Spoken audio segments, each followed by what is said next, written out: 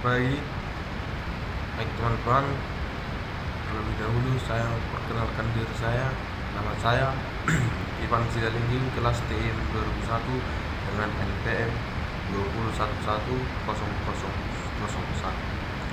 Baik teman-teman, saya akan menjelaskan sedikit tentang materi penjadwalan. Langsung saja kita mulai. Materi tentang penjadwalan.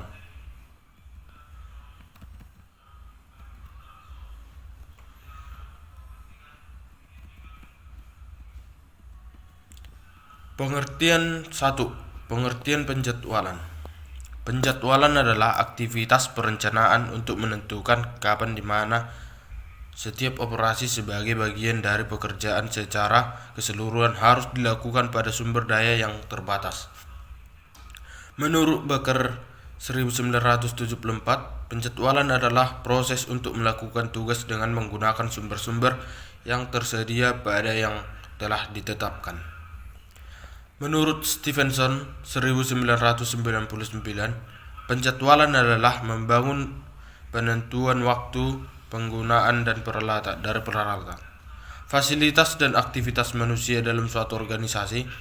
Menurut Pinedo 2002, penjadwalan adalah proses pengambilan keputusan yang memegang peranan yang penting dalam manufaktur dan sistem produksi.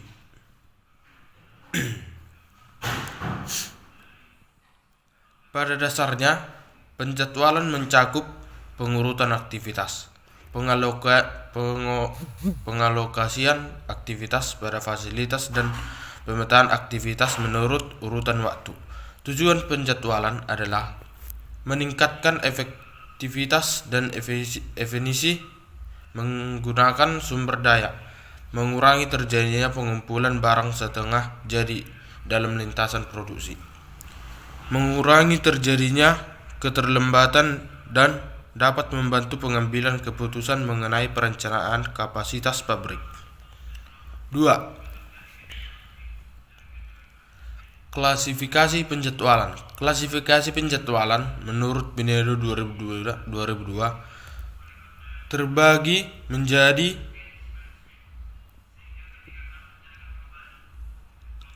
1. Penjadwalan mesin tunggal atau single machine. 2. Penjadwalan paralel. Penjadwalan paralel dibagi menjadi 1. Penjadwalan end job pada mesin paralel identik atau identical mesin paralel. Prinsip dalam penjadwalan paralel identik adalah pengalokasian beban ke mesin yang lebih dahulu idle atau kosong. 2. Penjadwalan end job pada mesin paralel non-identik. Paralel non-identik di mana setiap mesin mempunyai fungsi yang sama namun waktu proses berbeda. Flow time tidak bisa dievaluasi langsung dari waktu proses.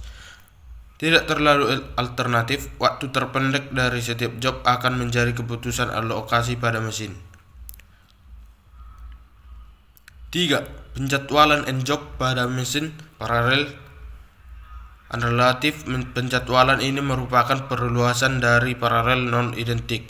Terdapat mesin paralel di mana mesin itu untuk memproses job J, maka kecepatan mesin adalah VIJ. Beberapa metode yang dapat digunakan untuk penjadwalan mesin paralel antara lain: A. Aturan LPT atau Longest Processing Time untuk tujuan minimasi max span. B. Aturan SPT Shortest Processing Time untuk tujuan meminimasi completion time. C. Aturan LRPT log atau Longest Remaining Process Time untuk tujuan meminimasi maksimum.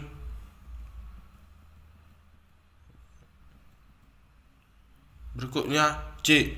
Penjadwalan flow shop dan flexible flow shop. Pada penjadwalan flow shop terdapat mesin serial 9 di mana masing-masing job harus diproses di setiap mesin. Semua job harus mengikuti route yang sama. Setelah proses selesai di satu mesin, maka akan dilanjutkan proses pada mesin selanjutnya. Pada umumnya diterapkan aturan first in the first out atau FIFO, di mana setiap job harus mengantri untuk diproses. Flexible flow shop adalah perluasan dari flow shop dari mesin paralel.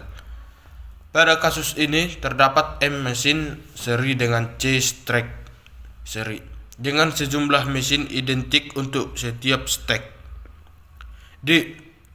Penjadwalan job shop dan flexible job shop. Dalam penjadwalan job shop terdapat mesin di mana setiap job memiliki route produksi yang harus diikuti. Job dapat diproses lebih dari satu kali pada mesin yang sama. Kondisi yang sering disebut dengan regulator flexible job.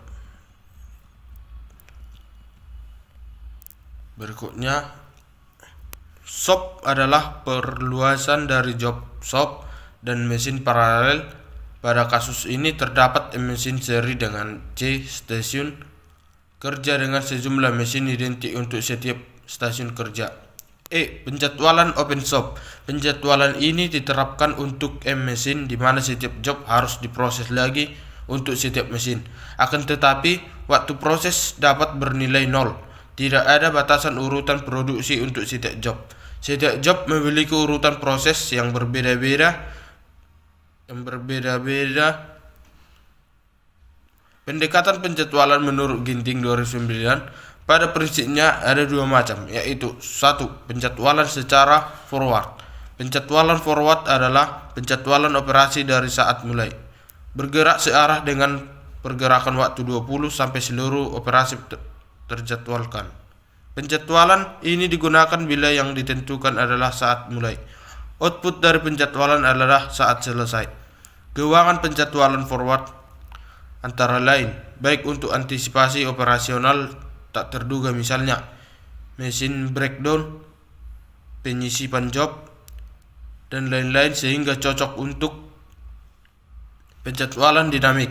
Sedangkan kelemahannya adalah kurang baik untuk mengantisipasi due date dan kurang cocok jika ongkos terlebih tinggi. Berikutnya, 2. Penjadwalan secara backward. Penjadwalan backward adalah penjadwalan operasi dari due date bergerak berlawan arah dengan pergerakan waktu sampai seluruh operasi terjadwalkan. Menjadi penjadwalan ini digunakan bila yang ditentukan adalah saat selesai. Output dari penjadwalan adalah saat mulai. Keuangan penjadwalan backward antara lain baik cocok untuk mengantisipasi due date dan tepat untuk meminimasi baik ongkos alun maupun tardiness. Sedangkan kelemahannya adalah kurang cocok untuk antisipasi operasi tak terduga sehingga kurang cocok jika ongkos alun tinggi.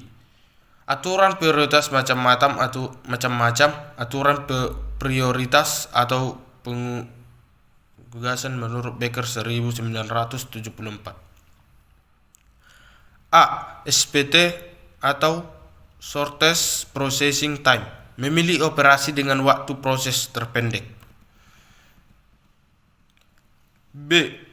EDD atau Earliest Due Date, memiliki operasi dengan due date terawal.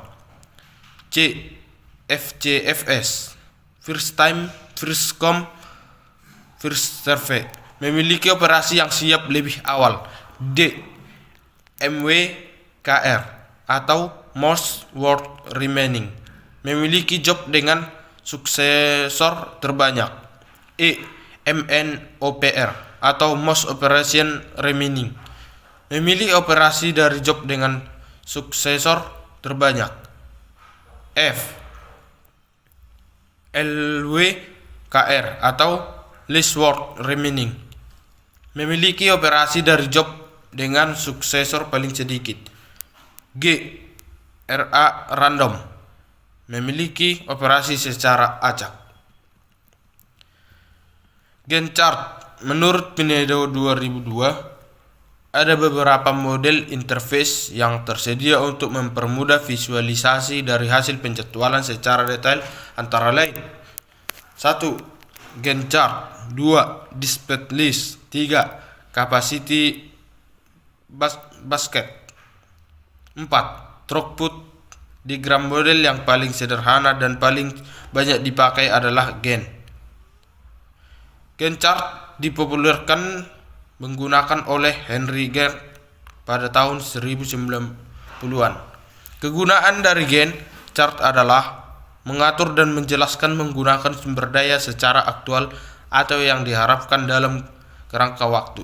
Pada umumnya, Gantt chart terdiri dari garis vertikal dengan sumbu Y dan garis horizontal dengan sumbu X. Menurut Stevenson 1999, ada dua tipe jenis Gantt yang biasa digunakan, antara lain: 1. Log chart, flow chart, menggambarkan menggunakan maupun waktu ideal dari sekelompok mesin.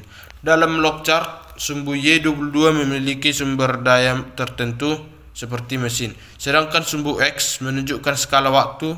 Log chart yang menunjukkan kapan job akan mulai hingga selesai dan menunjukkan perkiraan waktu ideal untuk di setiap mesin.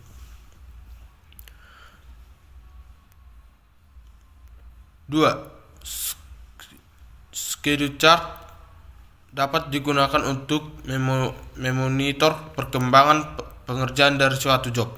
Dalam schedule chart, sumbu Y memiliki job yang dikerjakan, sedangkan sumbu X menunjukkan skala waktu.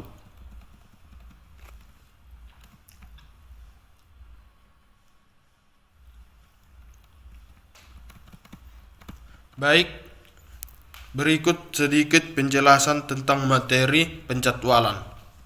Apabila ada yang salah, mohon dimaklumi. Sekian dan terima kasih.